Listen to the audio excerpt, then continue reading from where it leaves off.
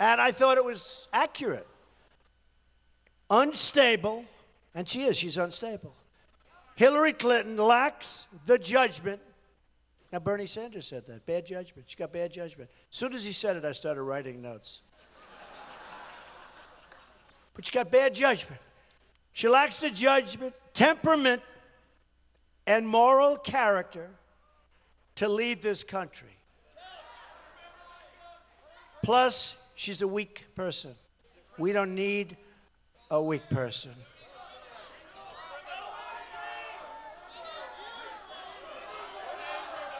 He just said, plus she's a criminal. She's a dangerous liar who has disregarded the lives of Americans and who has put all of us at great, great risk while supporting economic policies that have destroyed our economy. We've got a long way to go. She is unhinged. She's truly unhinged.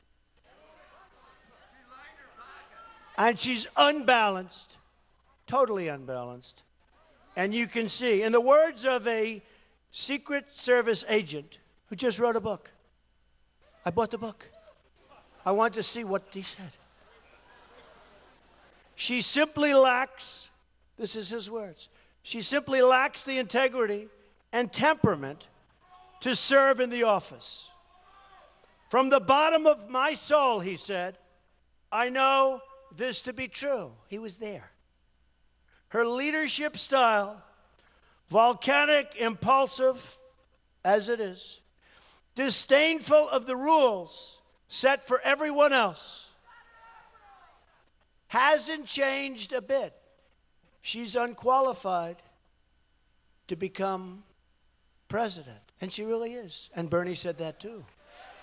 So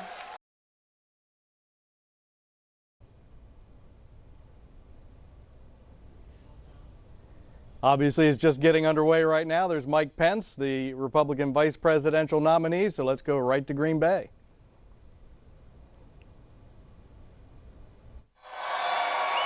Hello, Wisconsin.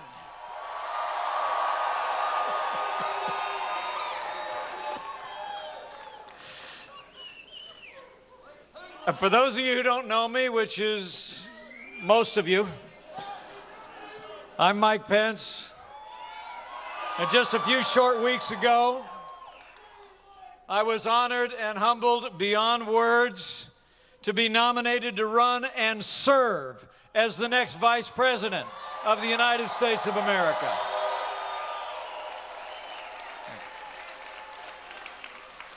And I got to tell you, I joined this campaign in a heartbeat. The phone call came 11 o'clock at night with my wife at my side. I heard that familiar voice on the other end. He said to me, Mike, it's going to be great. And I said, yes, because you've nominated a man for president who never quits. He never backs down. He's a fighter. He's a winner. And until very recently, it looked like he was out there fighting all on his own. But now we are united. This movement is united, and we're going to elect Donald Trump to be the next president of the United States of America.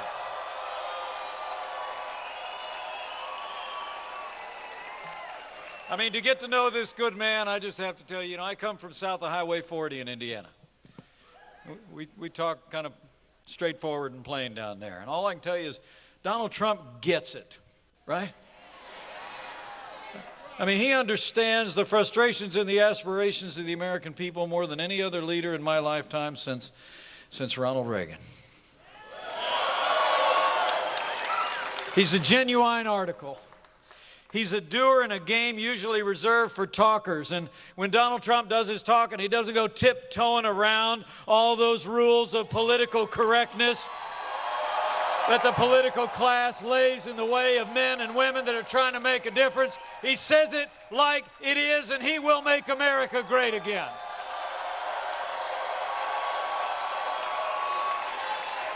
The funny thing is, the the party in power seems helpless to figure out our nominee. And of course, I'm referring to the media.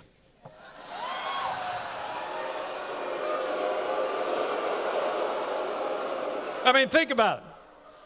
I mean, the Democrats and the media kind of got the same problem. I mean, they all keep telling each other that the usual methods are going to work against him. They keep thinking they've done him in, that something, this has come up, and now it's all over. And then they turn on the TV the next morning, and Donald Trump is still standing stronger than ever before and fighting for every American to make this country great again. The man has got resilience. He's an extraordinary leader. And you know, he's never forgotten.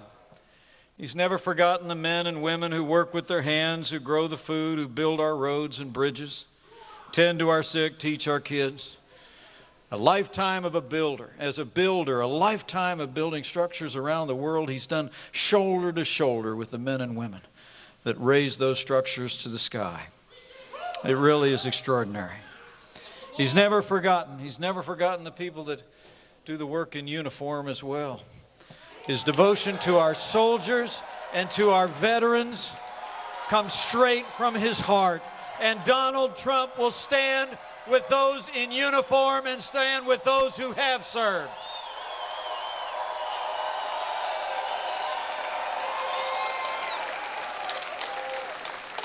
And I'll tell you what, as Chief Law Enforcement Officer of the United States of America, President Donald Trump will support our law enforcement community with the resources that they need to do the job to protect our families and come home safe to theirs.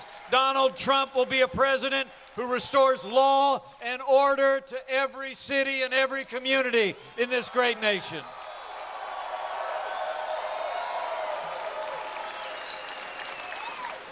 Now, it really is pretty amazing. I mean, at the very moment when America is crying out for something different, crying out for new leadership that'll take our nation back in the direction of strength, the other party has answered with a stale agenda and the most predictable of names. You know, people in both parties are restless for change. They're ready to break free, but the other party's actually nominated someone who represents everything this country is tired of. I mean, did you see that speech the other night? I watched, honestly, I watched most of it. Actually, I watched most of the speech. I didn't really see all of it. I actually had as hard a time staying awake as her husband did.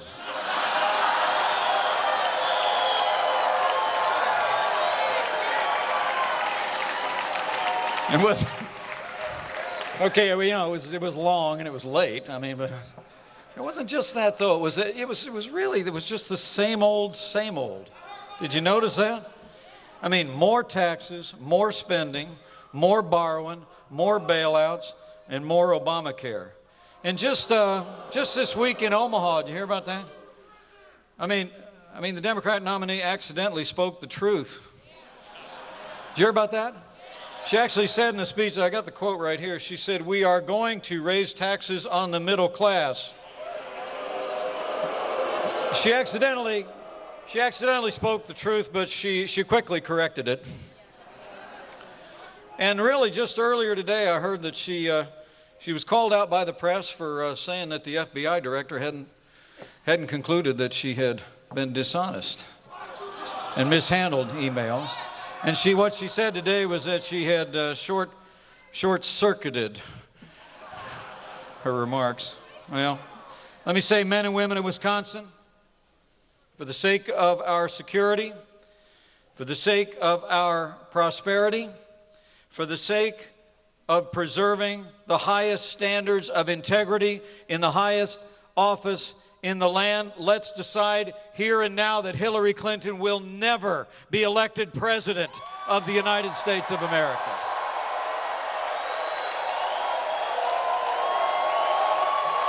Make the decision.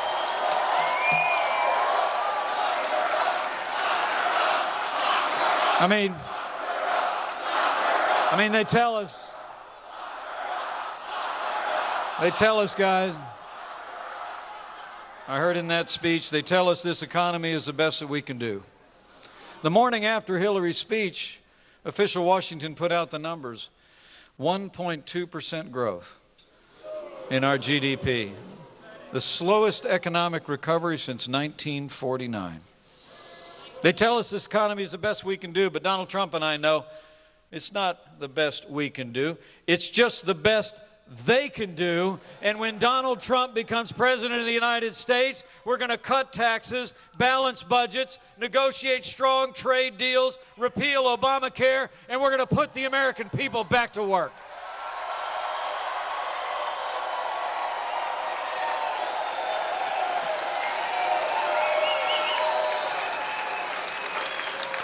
And their record abroad is just as bad as their record here at home. 7.5 years of Barack Obama and Hillary Clinton's policies have weakened America's place in the world. Terrorist attacks at home and abroad, grim and heartbreaking scenes from our ally in France. A Catholic priest just days ago laid to rest after being murdered in the very pew of his own church in France. You know, history teaches us that weakness arouses evil. And the weak leadership of Barack Obama and Hillary Clinton on the world stage has aroused the enemies of freedom around the world. Whether it's moving red lines, feigning resets with Russia, or paying ransom to terrorist-sponsoring states. We cannot have 4 more years apologizing to our enemies and abandoning our friends. America needs to be strong for the world to be safe, and on the world stage, a President Donald Trump will lead with American strength.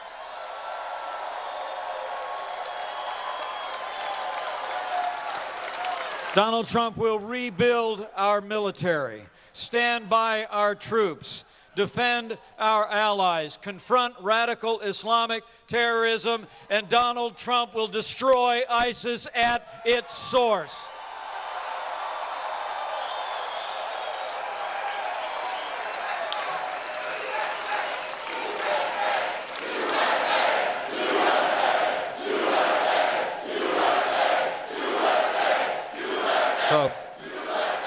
So the choice could not be more clear.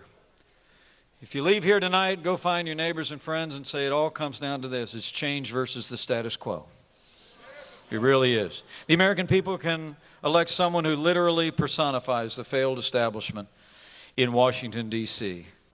An establishment now that for far too long has been peopled by folks who are used to saying one thing and doing another, while they pile a mountain range of debt on our children and our grandchildren.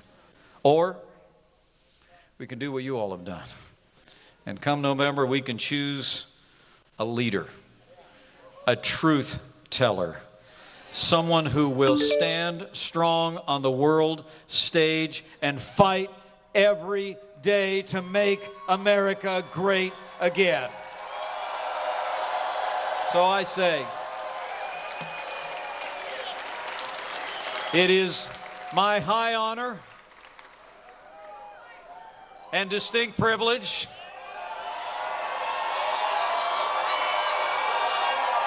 for the sake of our troops who deserve a commander-in-chief who will have their back, for the sake of hard-working Americans and businesses who deserve a president who will get Washington, D.C. off their back,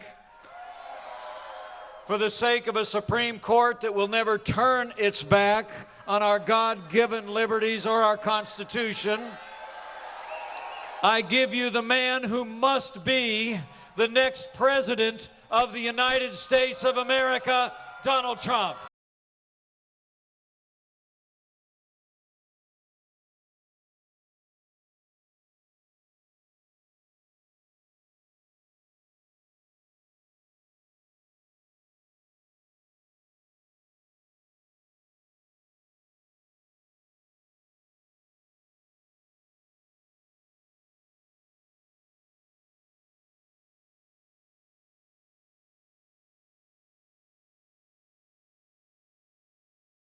How good is he? Special. Special. He's a special man, a special person. And he's become my friend. Well, there's a lot of people here. Whoa. Wow. Hello, everybody. Your football team's going to have a great year. I watch. You got the quarterback. You have the whole deal. I think it's going to be a very good year. Okay? And if you get into that Super Bowl, I'll be going, all right? So, you know, I wrote something down before, and I think it's important because I love you too. Because we need unity. We have to win this election. This is truly one of the most important elections, certainly in my lifetime, because we're about to go. We lose it. We are in the wrong direction, and maybe it's gone. Supreme Court justices, always remember that. But so many different levels. And when you see what happened with Crooked Hillary today, it was a disaster. A disaster. She had a disaster. She lies, folks. She lies badly. So I just wrote this out. I wanted to say it to this group. You know, I had a really great time when I was in Wisconsin, and I didn't quite eke it out. I thought I was going to, but after that it worked out well. You built me up. You taught me about politics. And when I left here, I said, I think I've learned a lot. So I love it. I love the people. I have many friends in Wisconsin, and they're incredible people. You're incredible people, I have to tell you that. And we're going to have a lot of fun. We're going to have a lot of fun, but I had to write this. This campaign is not about me or any one candidate. It's about America.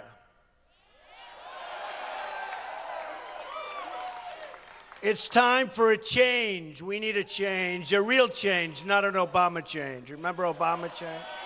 We don't need an Obama change. We've had enough. It's time to change a rigged political system that works only for the insiders and to replace it with a government that serves the people. Have to do it.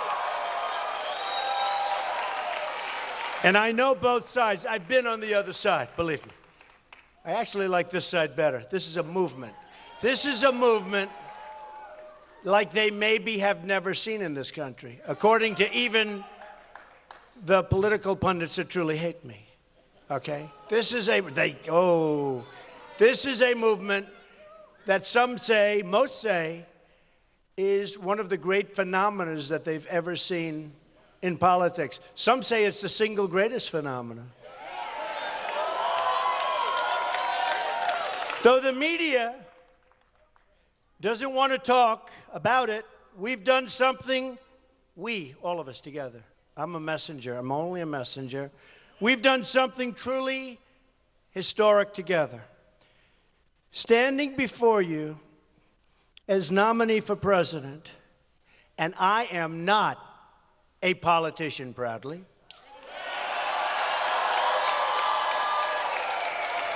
I'm not part of the system. I ran against the system, and I'm probably better off running against the system. I ran against the donors. I'm my own donor, essentially. I have a lot of money in this deal. This is a very expensive process, I want to tell you. I funded, as you know, and now I'm in for over $60 million. And I'm largely funding my campaign as we go forward. In addition to that,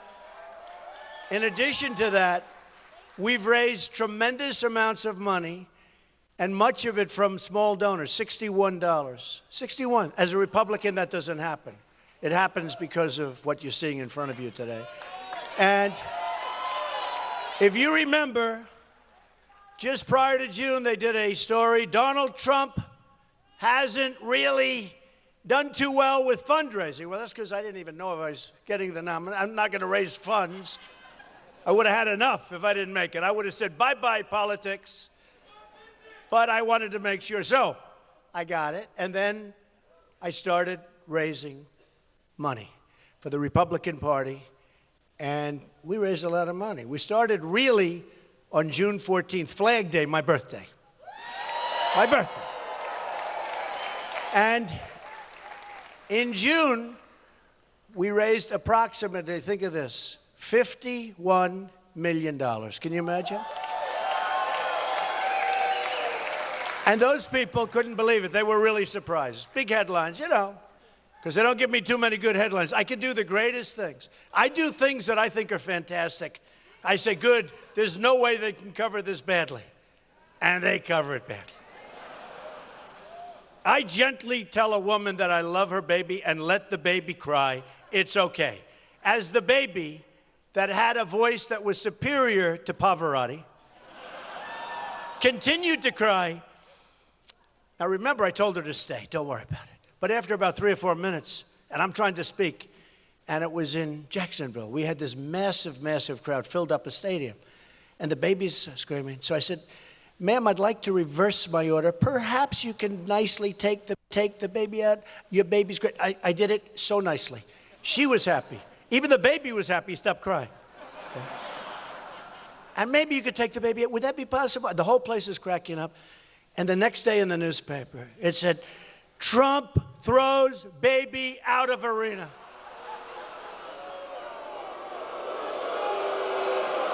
Terrible. Now, they're very dishonest. That was a tough one. I just had a reporter come up to me, backstage, a reporter come up, Mr. Trump, sir, but why did you throw that baby out of the arena? I said, I was having fun. I was so nice. I was so nice. Everybody liked me. The baby liked me. The mother liked me. We had a good time. I tried to keep the baby in, but the baby had such a powerful voice. In fact, I want to find out who that baby is, because I want to sponsor the baby. And that baby will sing someday in Philharmonic Hall. I'm telling you. New York City. Okay, the great Philharmonic. So I'm not part of the system. I ran against the system. I ran against the donors, because I'm largely my own donor. I'm running against myself. That's sort of, never thought of it that way. And against the status quo. And the status quo we have to get rid of because it's not working, folks. Because the country's a mess. And that's why I put up a lot of money. But while the Democrats nominated the candidate of special interests and really a candidate of total corruption, I mean, you take a look at what she's doing, the Republicans made history by choosing a nominee from outside of this very, very corrupt system. It is a corrupt system. It's a corrupt system. You want something done, they can do it for you. And that's not necessarily, and usually it isn't, good for the country. That is why we're going to be able to deliver real change and real safety and real opportunity to all Americans. We have to unite. Remember that. Everything I've accomplished, I've done by putting together a really fantastic team, including Governor Mike Pence of Indiana, who's done an incredible job. Done an incredible job. My wonderful staff of people that really love what we're doing and they're working so hard. My family, my friends, and it's expanding all the time. But I need a Republican Senate and a House to accomplish all of the changes that we have to make. We have to make them. Right? I understand and embrace the wisdom of Ronald Reagan's big tent within the party. Big, big tent. Remember? Ronald Reagan. Great man. Great guy. Remember, he included Reagan Democrats and independents and Republicans. A lot of people. We're going to have the same thing. There are a lot of Democrats perhaps in this room. Are there a lot of Democrats in this room? Raise your hands. Yeah. I mean, I don't think we need too many, to be honest with you, but. So I embrace the wisdom that my 80% friend is not my 20% enemy, Ronald Reagan. Stated by Ronald Reagan. Pretty good. We will be the big tent party. We are going to have a lot of crossover. We're going to have a lot of Bernie Sanders people coming in because of trade. Because Bernie Sanders knew we were being ripped off by trade. Trade is a disaster with China, with Japan, with Mexico, with Vietnam, with so many countries, with every country. Every country. We don't win at any level with anything. And as a unified party, we will lead our country to unity as well. Very important. We need the unity. We have to win this election. No, we have to win it. Have to win it. Otherwise, our big movement was not as big as we thought. And that's not good. That's why November 8th, you've got to get everybody you know. And you know, all this voter ID, nowadays a lot of places aren't going to have voter ID. Now, what does that mean? What does that mean? You just keep walking in and voting? So you have to be very careful, very vigilant. You have to be careful. But we will have disagreements. But we will disagree as friends and never stop working together toward victory. And very importantly, toward real change. So, in our shared mission to make America great again, I support and endorse our Speaker of the House, Paul Ryan.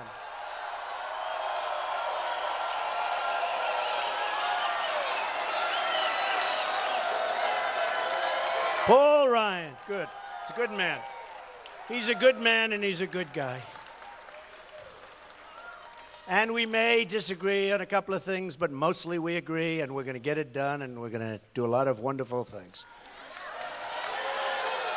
He's a good man. And while I'm at it, I hold in the highest esteem Senator John McCain for his service to our country in uniform and in public office, and I fully support and endorse his reelection. Very important. We'll work together. I also fully support and endorse Senator Kelly Ayotte of New Hampshire, a state I truly love, primarily because that was my first victory, but I love New Hampshire. No, I love New Hampshire. It's one of the most beautiful places. She's a rising star and will continue to represent the great people of New Hampshire so very well for a long, long time. Senator Kelly Ayotte. Working hand in hand, we will grow our majority in the House and in the Senate. We need that. We got to get things done. Arm in arm, we will rescue the nation from the Obama-Clinton disaster, which is exactly what it is, that has bled our country dry and spread terrorism unabated across the world. That's what's happening. You saw just now, maps came out yesterday. They said ISIS is far bigger. It's all over the place. It's all over the place.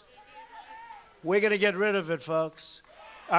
Our military is depleted. We're going to build up our military.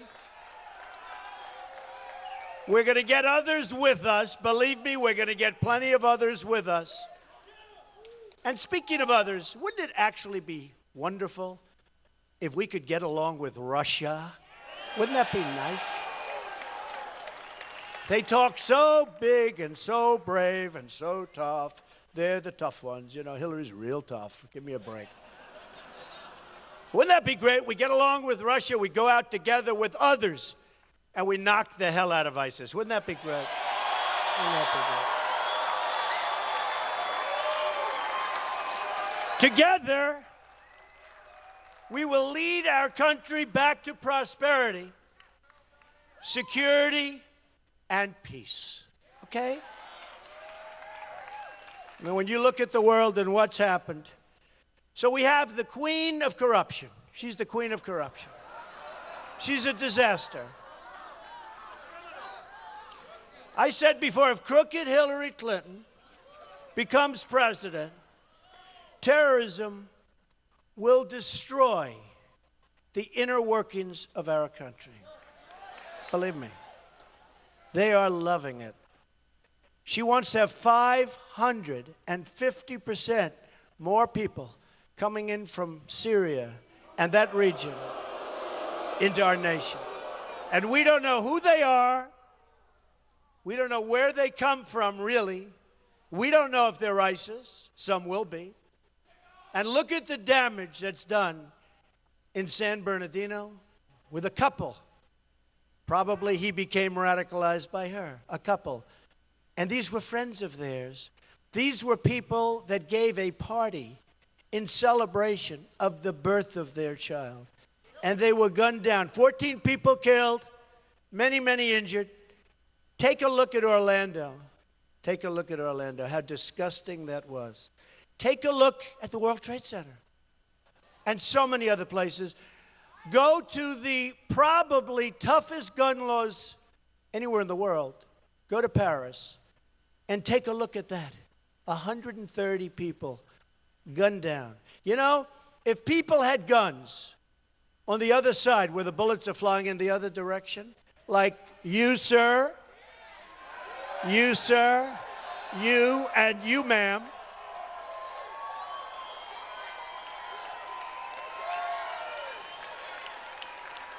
first of all, if they knew guns were in the room, they probably wouldn't have gone there. There were no guns. There were just sitting ducks. 130 people. In San Bernardino, you had 14 people. But in Paris, just like this, boom, get over here. Boom. Get over here. Boom. 130 people, with many still in the hospital, many so gravely wounded, it's horrible. And if they had bullets flying in the other direction, maybe they wouldn't have shown up, and if they did, I'll tell you what, you wouldn't have had that kind of carnage. You would have had people lying on the other side of the floor instead. Okay? So, Hillary Clinton wants to do major damage, as you know, to our Second Amendment. Hillary Clinton wants to put judges, she wants to put justices of the Supreme Court. She's going to make them nice and liberal. Wait till you see what that does to your rights. Wait till you see what that does to your Second Amendment. You will not recognize it. You will not recognize it. National Rifle Association, NRA, endorsed me. They're great people. Wayne, they're great people. Chris, they love this country. They endorsed me very early. And it's really an honor. I'll tell you what, they are phenomenal people when you get to know them. They love the country. You know, they love the country. They take a lot of heat, but they love the country. I'll tell you that right now. And I heard Mike, Governor Pence, talking about 1.2 growth, 1.2% growth. The lowest in memory, I guess, since the 1940s, when you think of it, the lowest. So a lot of differences between all of us. But I thought I'd mention, because I've known Hillary Clinton over the years. I've known her. And she makes statements. Yeah. She makes statements. And, you know, there's statements coming right out of a playbook. Well, let's see. We can't get them for this. We can't get them for this. I always heard I had the best temperament. People tell me I have the best temperament. I have a temperament to win. We got to win. We got to win. We got to win. She said not so long ago, I don't like Donald Trump's tone. Now she's reading it off teleprompters, Owen. What? I don't like Donald Trump's tone. And I said, we need a tough tone today. We have people. We need a kind tone. We need a tough tone, though. We have people being beheaded all over the Middle East and other places. We have crime that's rampant. We have people in the Middle East being drowned in steel cages. This is like medieval times. And she's worried about my tone. She's worried about my tone. So they chop off heads, and they drown people, and they bury people in sand. And then they ask me, Mr. Trump, at one of the debates, which they say I won, which I'm very happy about. Mr. Trump, sir, how do you feel about waterboarding? So I'm saying chop off heads, drown people, burying them in sand. I said, I'm absolutely okay with it, let me tell you. These people. Can you imagine what the enemy must have said?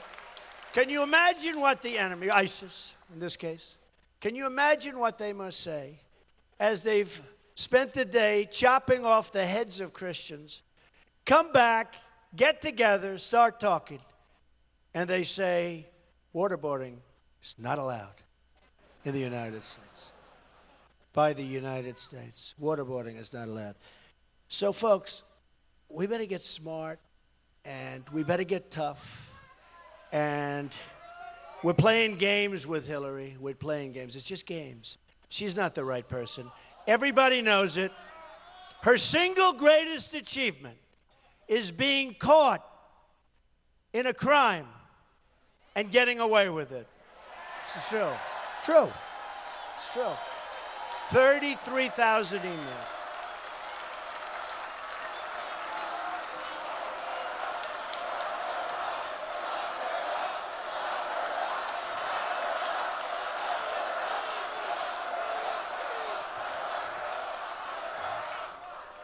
So, I wrote this before on the way over to another rally at also a very nice place and very full and very nice in Iowa. And we love Iowa, don't we? Yes, right? And I thought it was accurate. Unstable, and she is, she's unstable. Hillary Clinton lacks the judgment. Now, Bernie Sanders said that. Bad judgment. She got bad judgment. As soon as he said it, I started writing notes. But she got bad judgment. She lacks the judgment, temperament, and moral character to lead this country. Plus, she's a weak person. We don't need a weak person.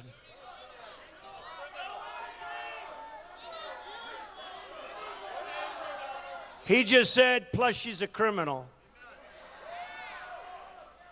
She's a dangerous liar who has disregarded the lives of Americans and who has put all of us at great, great risk while supporting economic policies that have destroyed our economy. We've got a long way to go. She is unhinged. She's truly unhinged. And she's unbalanced, totally unbalanced. And you can see, in the words of a Secret Service agent who just wrote a book, I bought the book. I wanted to see what he said. She simply lacks, this is his words, she simply lacks the integrity and temperament to serve in the office. From the bottom of my soul, he said, I know this to be true. He was there.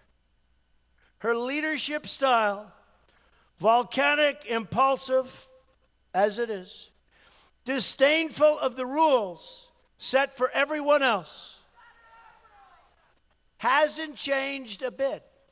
She's unqualified to become president. And she really is. And Bernie said that too. So,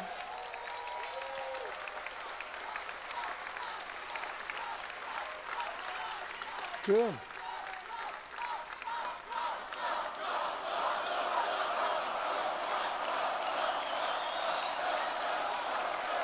Thank you. What great people. Wow. No, but it's true. I mean, no games. It's true. It's true. In one way, she's a monster. Okay? Look at what happened. Look at her history. In another way, she's a weak person. She's actually not strong enough to be president. So she's got both, but she's not strong enough to be president. She will be a disaster. She will be a disaster. She will be so bad for our country. And I'm not just talking about justices of the Supreme Court. She will be so bad for our country. And we can't let it happen. We can't let it happen. Mike Pence told me a story, and maybe I shouldn't even say it, but I found it interesting. One of the reasons, I guess primarily, the primary reason that he's in politics is because he watched the crookedness of the Clintons when they were in the White House. And he said, he ran again. And he won, and you have to hand it to him. I mean, there's a guy who doesn't give up. He does not quit. Never, ever quit. But he watched the Clintons, and I'm sure they'll be thrilled to hear that. But they actually got him into politics, which is interesting. So then we make these horrible deals, the Iran deal, horrible deal. They get $150 billion. And how about $400 million? How about it?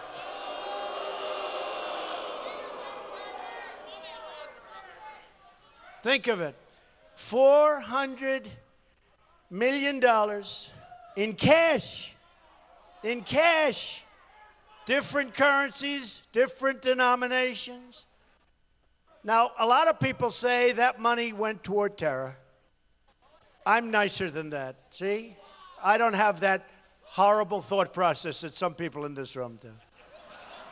Because I say some of it went to terror, but a lot of it went right into their bank accounts and right in. Believe me, it's the way life is. It went right into their pockets. They're sitting there. Can you imagine these guys sitting there with $400 million in cash? You think they're giving that money to terror? They're giving that money to them. And I guess terror got some of it. But most of it they kept. I mean, the concept of paying $400 million in cash is mind-boggling. I mean, you wouldn't think, who can authorize such a thing? Where do they get it? What do they do? Go up to a bank teller and say, give me $400 million in cash. I want it in euros. I want it in Swiss francs. Wrap it up. We'll come back in about 10 minutes, okay? I mean, it's just inconceivable. It's just inconceivable. So we're witnessing a horror show in this country and throughout the world. You look at what's going on throughout the world with these same people. These people are funding terror. These people are funding terror. For us to have given $400 million to basically free our hostages. Now, Obama, just like he lied about Obamacare, which was a tremendous lie. That was a tremendous lie. Remember, you can keep your plan, you can keep your doctor. Really? How many people have been able to keep their doctor or their plan? Keep your plan, keep your doctor. Not working that way, folks. It's a disaster. By the way, it's going to be repealed and replaced 100%.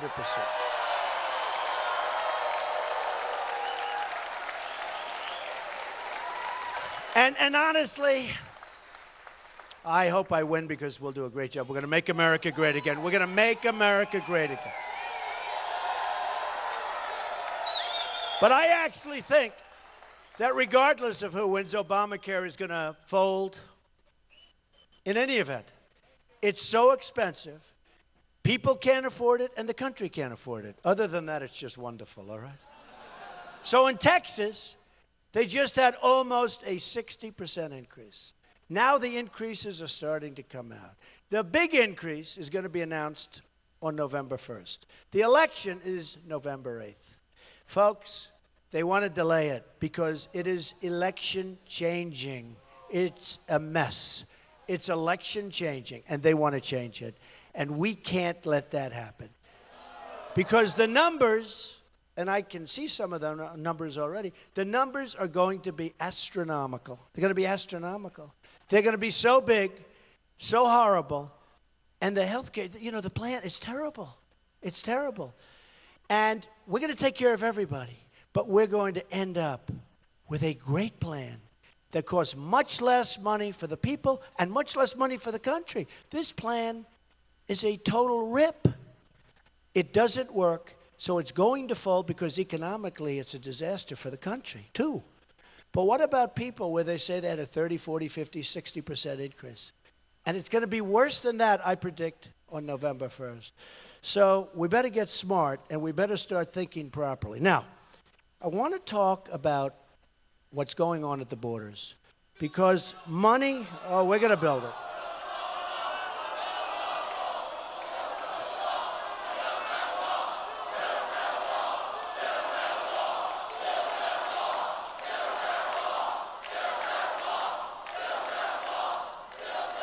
So listen. So we have people coming into our country that shouldn't be coming into our country. We have thousands and thousands of people from certain terrorist states, from certain parts of the world, that we're allowing to come into our country. Most of the politicians, almost all of them, don't even know where they are, where they're being put. They know nothing about these people. This could be the great Trojan horse of all time. And Hillary wants thousands more to come in over and above Obama. Right?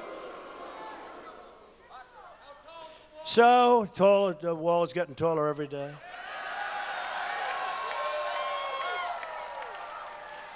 If you think of this, I just wrote this, the Obama-Clinton foreign policy has handed huge portions of Iraq, Libya, and Syria to ISIS. Huge portions. It's undermined stability in Egypt, and you know what they had to do over there, and empowered Iran as never before. Iran 3 years ago was dying. In fact, when they were marching in the streets, if Obama would have just encouraged it a little more, it would have been taken over by the people. But Obama played ball with the thugs that are running right now. Think of this. Think of this. Look. We're making a deal, and the deal's not made. And they're dancing in the streets of Iran, saying how stupid the Americans are to be making this deal. The leaders, and in particular the leader of Iran, is calling us stupid, and the deal means nothing. And yesterday, I think he just said that the United States is essentially nothing. This is our great, great partner. But when you have somebody, if I was making a deal, and if the other side was bragging about it, the deal wasn't made, I'm not making that deal. I'm walking. But we kept it going, and we should have never, ever started negotiating that deal until we had our hostages back, okay? We should have walked. We should have doubled up the sanctions and walked, and they would have, and I say it, before the plane reached New York City or Washington, you could just turn it around because they'll call you, they'll say, let's go, take your hostages. But when you think about it, you probably read today and yesterday, one of the hostages was waiting for a very long period of time. Now, Obama said that it had nothing to do with the hostages, that he wouldn't do that for kidnappers. He wouldn't do that for kidnapping, okay? No, think of that. You got to think about it. He wouldn't do it. Now, it was the same day, right? Same day. We have to be exactly accurate because they'll catch us, right? Same day. The money came in, and one of the hostages, good guy, I saw him interview on television, good guy, hard time. But didn't he say he waited forever? He waited, and somebody said, nope, we're waiting for either something or a plane to come in. And here Obama stands up yesterday, and for 7 minutes is telling us one thing had nothing to do with the other. Just a lie. You know, at least be truthful. And we're talking about the same day, $400 million. And we could have had something that would have been a much better deal. And you know what? I'm all in favor of deals when it gets to nuclear. But we could have made it, we should have walked. And we should have walked with 150 too. We should have said, sorry, we don't have the money. Can't pay. We don't have the money. We owe almost $20 trillion. I'm sorry, fellas, we love you. We think you're the greatest guys on earth. But we can't give you the money. We don't have it. And they'll get angry and they'll be upset, and 2 days later you'll be back negotiating. You just saved yourself $150 billion, right? 150 billion.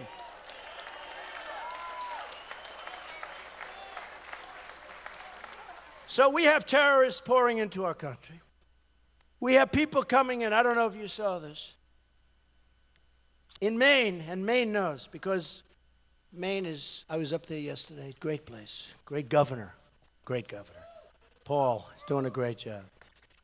And I think the most important issue facing civilization right now is radical Islamic terrorism. And we have a president that refuses to use the term. And we have crooked Hillary who doesn't want to use it. Now, she's being forced to use it by me. Did you notice she gave a speech? She said, I will use it. She called it, I think, radical Islam. But she said, I will use it. I will. Just like Trans-Pacific Partnership. She called it the gold standard. It's a horror show. It's almost as bad, and maybe it's going to be worse, than NAFTA signed by her husband, which cleaned out many of the states in our country, cleaned them out from manufacturing, moved to Mexico and other places. NAFTA, a total disaster. NAFTA, signed by Bill Clinton. He never suffered the ravages because he signed it, then he got out, and other people did suffer with it. But we're going to renegotiate NAFTA, and if they don't want to make a great deal for us so we get our jobs back, at least a lot of them, if we can't make a great deal, and she can't do that, by the way, if she wanted to. Number one, her donors wouldn't let her. Her special interests would never let her. Her lobbyists would never let her. Number three, she couldn't do it anyway, even if she wanted to. But we're going to renegotiate. And did you hear her the other day? After years of saying how wonderful it is, even though you look at New England and you look at New York State and you look at Pennsylvania and Ohio and you look at a lot of other places, one of the reasons I won Indiana so big, well, one of the reasons was the great Bobby Knight, okay? Bobby Knight in Indiana. That's gold standard, right? As she said about TPP. But one of the reasons I won was because Carrier Air Conditioning was moving to Mexico from Indiana. And they let go of 1,400 people. And I've been talking about this, and I know how to stop it, and you've heard me before. So easy to stop. There have to be consequences when Mexico takes our companies. And not only Mexico. There have to be consequences when China devalues its currency so that our companies can no longer compete with China, even though we make better product. I have friends who are manufacturers. We make better product. They can't get their product into China know-how. And when the few times arise where they can, they have to pay an incredible tax beyond what anybody would even think possible. And yet we open our doors and just throw all your stuff, and we lose our jobs, and it's very, very sad. But look, as Maine knows, a major destination, Maine has become a major destination for Somali refugees. We admit hundreds of thousands of refugees into the United States from many of the most dangerous and unstable regions in the world. And you're getting them here too, folks. You just don't know it because you don't know. Anybody in this room? Anybody in this room? Anybody in this room from a terror territory? All right? So a practice, and this is a practice, which will continue under Hillary Clinton, except it will expand 5, 6, 7-fold. I don't get it. I don't get it. I mean, I know they're going to vote Democrat, okay? That's what I know. But they're not even going to be voting for a long time. I don't get it. How can anybody even think this way. Now, the Washington Times reported of the Somali refugee, the program in Minnesota, that the effort to resettle large groups of Somali refugees is having the unintended consequence of creating an enclave of immigrants with high unemployment that is both stressing the state safety net, tremendous problems with safety, tremendous, beyond, and creating a rich pool of potential recruiting targets for the Islam terror groups. Aren't we smart? We're having this problem across our refugee and immigration programs. Here are some of the examples. I'll give you a few examples. And this came out of the Senate subcommittee just recently. The Boston bombers, remember those horrible, disgusting people? The Boston bombers arrived through the political asylum process. The younger brother applied for citizenship and was naturalized on September 11th, 2012. The older brother had a pending application for citizenship. And look what happened. We take them in. Look what happened. Aren't we smart?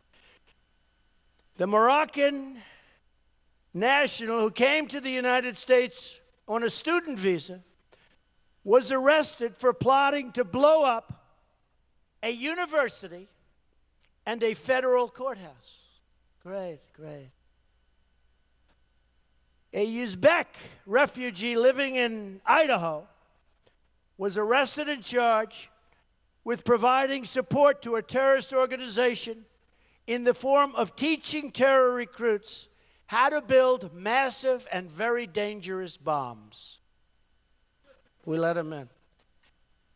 An immigrant from Syria who later applied for and received U.S. citizenship was accused by federal prosecutors of planning to go to a military base in Texas and kill 3 or 4 American soldiers, execution style, if possible, more than that, if at all possible.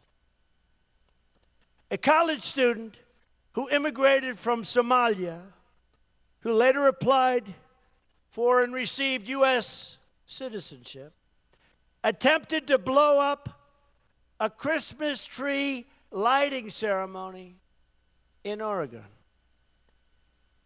An immigrant from Afghanistan who later applied for and received U.S. citizenship, and a legal permanent resident from the Philippines were convicted for plotting to join al-Qaeda and the Taliban in order to kill as many Americans as possible. As many as possible.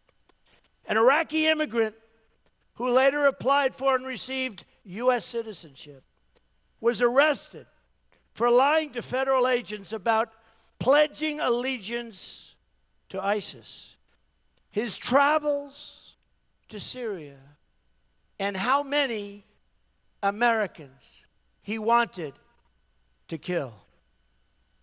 2 immigrants from Pakistan who later applied for and received U.S. citizenship were sentenced to decades-long prison sentences for plotting to detonate a bomb, and a very big bomb, in the middle of New York City. An immigrant from Yemen who later applied for and received U.S. citizenship was arrested for trying to join ISIS.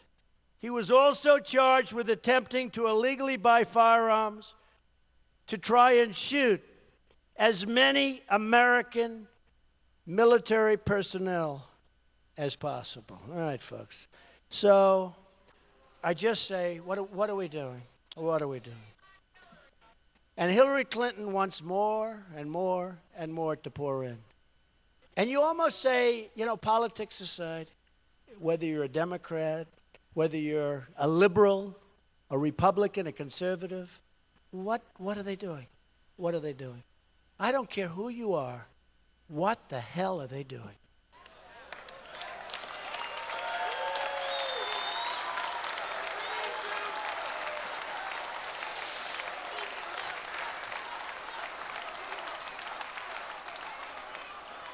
So we're going to have strong borders. Our southern border is going to be very powerful. We're going to stop the drugs from pouring into Wisconsin and every place else. The heroin epidemic is beyond belief. In New Hampshire, a great place, that's really where I realized the extent of what's going on. When I'd meet with the people of New Hampshire and they'd tell me the biggest problem they have is heroin. And I said, can't be. With the beautiful lakes and streams and trees, it's so beautiful, right?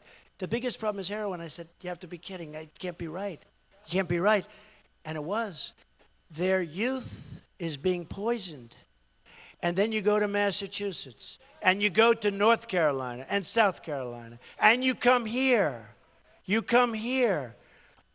I just left Iowa. You go to Iowa, you see the tremendous problems they have with heroin and drugs that pour in from the southern border. And look, here's the story. We're going to have strong borders. We're going to have a wall. It's going to be a big, powerful wall. Big, powerful wall. Do you know that Hillary Clinton wanted a wall a number of years ago? She wanted a wall. And the primary reason, as we understand it, looking back, not that long ago, she wanted a wall. You know, walls do work, folks. I mean, just all you have to do is ask Israel. All you have to do is ask some of the nations that are in Europe right now that are building walls. You know, it's sort of interesting. Obama talks about there will be no wall. But in the White House, which he just said, which is true, they want to build essentially a wall. They want to build a fence a lot bigger, a lot higher, a lot stronger. You know, it's sort of interesting. I say, don't build that fence, right? Don't build that fence. Because they say walls don't work, fences don't work. Don't build that fence. When Hillary doesn't want to let you have your guns, she's surrounded by people like this that have more firepower on them than any human beings on earth. And I think she doesn't want to have guns. I think that all of her bodyguards and all of her Secret Service should immediately give up their weapons. Okay? Immediately.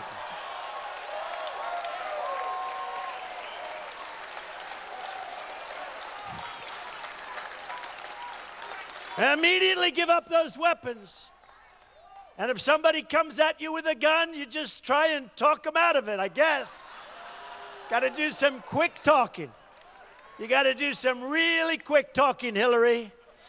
I don't think even Hillary, with her phony lies and disgusting habits, I don't think Hillary could get away with that one.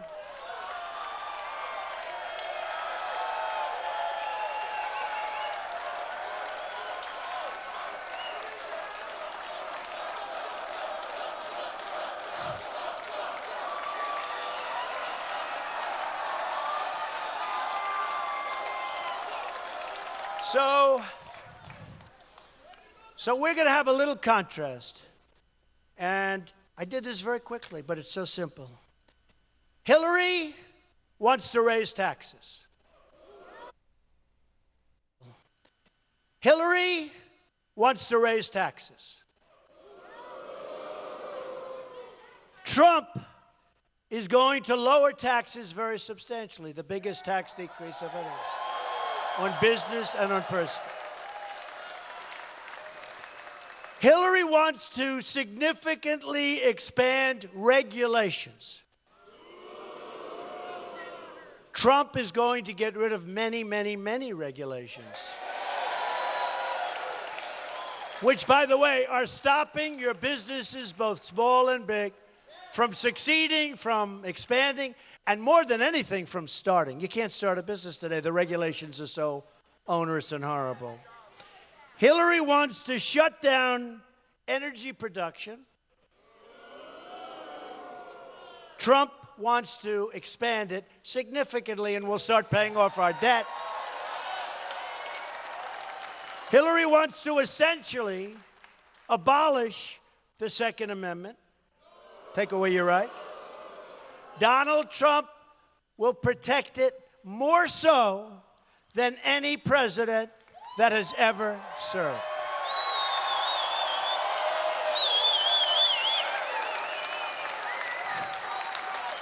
Crooked Hillary wants far-left activist judges, forced over there by Bernie and by Pocahontas,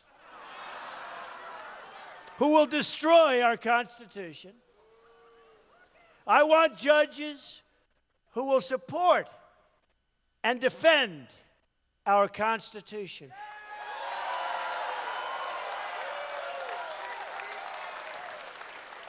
As close, by the way, to Justice Scalia, who was great as we could get, okay? Hillary wants to open our borders, just open them up because her special interests and donors want it that way. There are reasons. I understand that. I want to totally secure our borders, but I want people to come in. But they come in through a process and they come in legally, okay?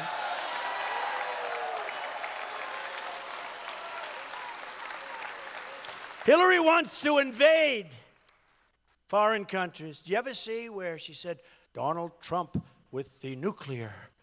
I'm afraid. I didn't want the war in Iraq.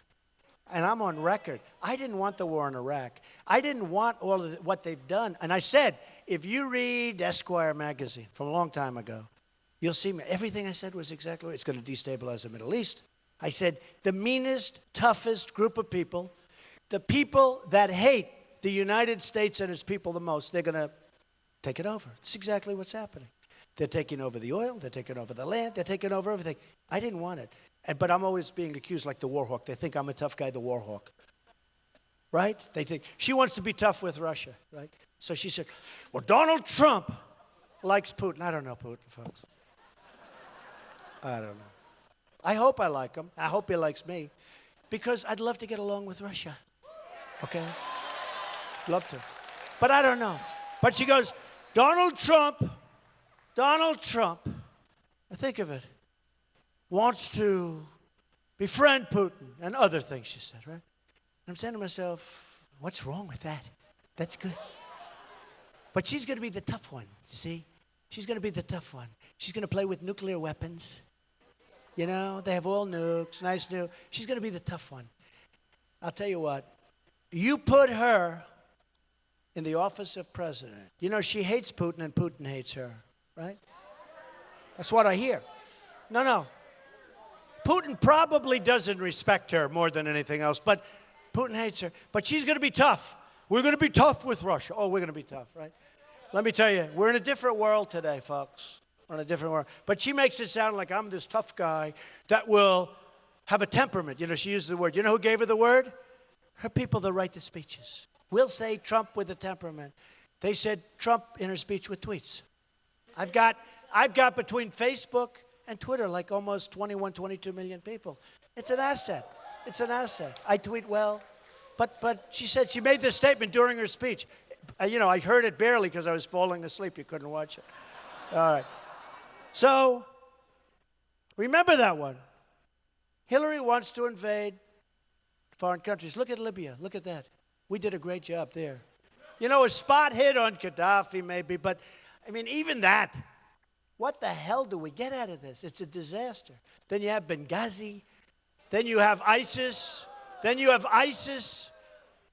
ISIS taking over the oil, large portions of the oil, and it's some of the finest oil in the world. And you have ISIS grabbing it.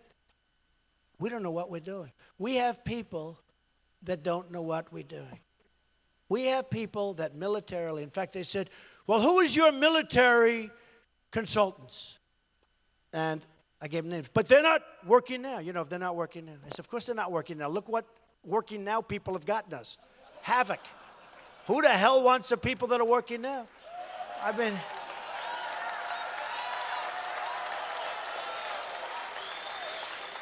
you know, a lot of it's common sense and a lot of it's instinct. And she has very bad judgment. She's got no instinct whatsoever.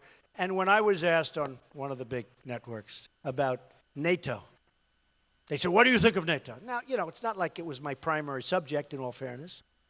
I've only been doing this for 12 months. Now it's actually almost 14 months. Hard to believe, right? But NATO. So I said, I knew enough. And sometimes knowing a little is better than knowing too much. You understand. You can't see the forest for the trees, right? So I said, NATO, in my opinion, is obsolete. because it's not covering terrorism. Obsolete for that reason. And also, you have many countries that aren't paying their fair share. They're not paying what they're supposed to be paying. And we're protecting those countries. And we're supposed to get into World War III for all these countries that aren't paying their fair share. And even the commander of NATO, and I so respect what he did, he came out the other day and he said, Donald Trump is right. We have cut, that's right, did you see the letter, the big story? Donald Trump is right. I'm sure Obama was thrilled when he saw that. Donald Trump is right. You have countries that aren't paying. And he said how he goes in and he talks to them. He says, look, you got to pay your bills. I have budgets, which is true. And I have to go back to Congress and I have to say what's happening. They don't pay their bills, though, because people don't ask properly. And they probably say to the president or whoever may handle the country, sir, we owe the United States millions of dollars. We're ready to pay. Oh, have they asked for the money? No. Don't pay. Okay? But I will say the commander of NATO said I was right. And then you have these people back here, stupid people, right here. They said Donald Trump. No, they're the worst. They're the worst. They said Donald Trump doesn't like NATO. He is going to abandon NATO. That's not what I said. I said they got to pay. They got to pay. Now, you have to walk. You may have to walk, but they got to pay. We're going to get in World War III for all these countries that are laughing at the stupidity of the United States, right? No, they got to pay. And they probably will, in all fairness. But Hillary said about Japan, because Japan, we're defending Japan. You know that, right? Now, in all fairness, before I came along, put yourself back 3 years ago. Did anybody know that we defend Japan? Raise your hand who knew. Oh, that's about 12%. Not bad. I think some of you are lying, okay? I think some of you are related to Hillary Rodham Clinton. I think some of you are lying. But we defend Japan. And a man comes up, general or something, a few months ago, I remember so vividly. And he said, had a news conference because they were embarrassed because I kept saying they got to pay their way. And if they don't, you always have to be prepared to walk. You have to do that. You know, we don't want to do that. I understand the reason. Be nice to have them not on. But, you know, this isn't, again, 40 years ago. We owe $20 trillion. We're defending all these. We defend Japan. We defend Germany. We defend Saudi Arabia. You think they have the money to pay? How about we have military bases and we pay rent to Saudi Arabia to protect them? No, think of it. Think of the stupidity. Think of the stupidity. So this general comes up, has a news conference a few months ago, and he said, Mr. Trump doesn't understand that Japan is paying 50% of the cost to defend them. So a reporter calls up, who I think is there, and said to me, Mr. Trump, we'd like your comment. They say that Japan is paying 50% of the cost to defend. And I said, why aren't they paying 100%? The reporter said, not a bad question. Now, here's the problem with a Hillary Rotten Clinton. Here's the problem. That's why she changed her that's why she doesn't want to use the name anymore. Because everybody was saying that. I don't know. I've been saying it. But look, here is why it doesn't work for Hillary. She saw that I said that we have to get reimbursed for our costs, at least, right? Japan, economic behemoth. Germany, see how well they're doing? Economic behemoth. Saudi Arabia, nothing but money. They were making $1 billion a day with the high oil prices. Now they're making a fortune, same thing. Economic behemoth. Why are we defending them? Why aren't we being fully reimbursed? Now, if we do that, your budget already is starting to look real good. Okay? You know, you have budgets, so we're losing our shirts. We have an $800 billion trade deficit, folks. We trade with companies. We have a deficit with other countries. Think of it. $800 billion a year trade deficit. Do we make good deals? No. With China, $505 billion trade deficit. And they cheat us because they devalue their currency all the time. Whenever it gets a little bit tough, devalue, and our companies can't compete with that, right? So here's the thing. So Hillary says about Japan, how dare he not stay with our allies? How dare he not do that? I will never abandon our allies. Ever, ever, ever. Now, how do you negotiate when you're telling somebody you're never going to leave them? We may have to leave. Look, Japan has problems because you have the maniac in North Korea making missiles. I mean, you know, so we'll get it. Now, South Korea, it's an economic behemoth. You can't buy a television that's not made in South Korea, except Sony, which is made in Japan, which has sort of lost its way. Whether it's LG or Samsung, I order thousands of television sets. You can't buy them in the United States. I'd love to. Show me one company. One of the pundits said, they do make them. There's a company. And showed me this little company. What they do is all the parts come in from all over the world. They put them together. And they give you a television that doesn't work and nobody ever heard of it. And then I put it into a luxury hotel and everybody complains, right? So you can't say to people when you're negotiating, because we're talking about tremendous billions and billions of dollars. You can't say to people when you're negotiating, we'll never leave you. Think of this. We're going to never leave you. We love you. We're never leaving you. Could you pay more? No, we're not going to pay any more. You're not going to leave us. Why should we pay more? So there's a chance we'll have to leave. And there's a chance, Japan will have to take over this monster and figure it out. We're very far away. It's very expensive. We have a treaty with Japan, and if the United States is attacked, they don't have to do anything. But if Japan is attacked, we have to go in there with our full force and might. And who the hell knows what's going to happen, right? World War III, who knows what's going to happen? But if we're attacked, they don't have to do. You tell me, who makes these deals? It's like Sergeant Bergdahl, right? So we trade a dirty, rotten traitor where 5 or maybe even 6 people were killed when he deserted. And we knew that they were killed, and we knew he was a traitor. We trade for 5 of the greatest killers in the Middle East. The 5 people that they wanted the most. That's our deal.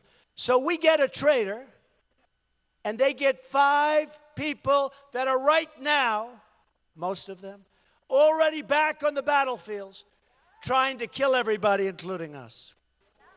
No more fun. It's called the 5-for-1 president, right? That's the same guy that made the deal for $400 million.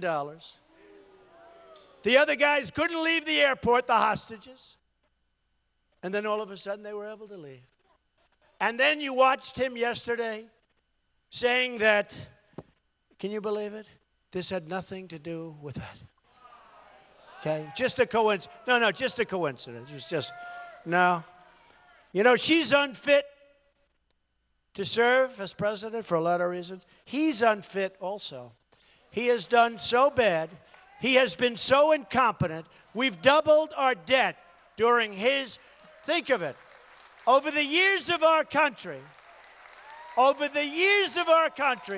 he gets in, and in 8 years, by the time his term is up, we will have doubled our national debt. Think of it. So we have to win this election. This is a very important election. I didn't need to do this, folks, believe me. I could be elsewhere right now. I love being with you, but I could be elsewhere. I might be in Wisconsin, just a different location, okay? But I felt I had to do it. I want to give back. I'm going to give back. I want to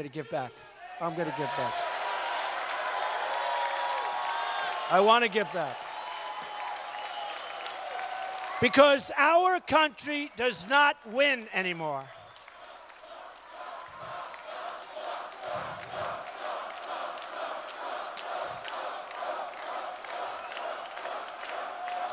Our country does not win anymore, and it's not going to win with crooked Hillary Clinton. Not going to win. It's not going to win. She doesn't know how to win. Our country is not going to win with her. We're going to be worse than we are with Obama. I mean, if you want 4 more years of what's going on, ISIS all over the place, ISIS expanding. And by the way, our policemen are great, great people.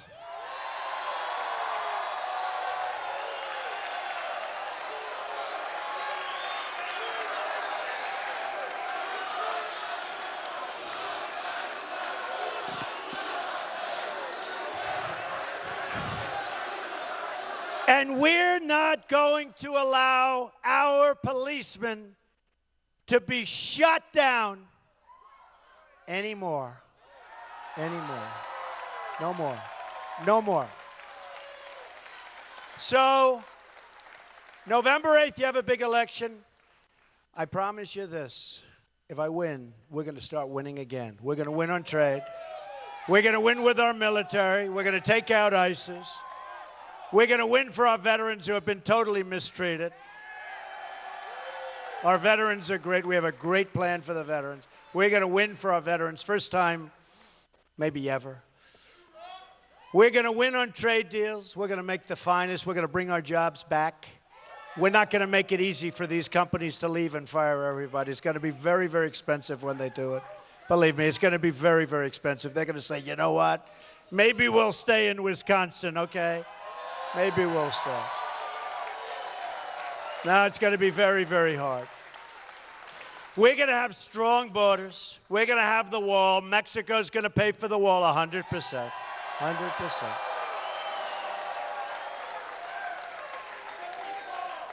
We're going to get rid of Obamacare. We're going to get rid of Common Core. We're going to bring our education local. We're going to have local education.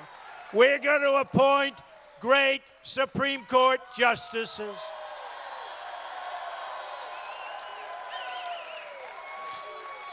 And folks, we're going to start winning again.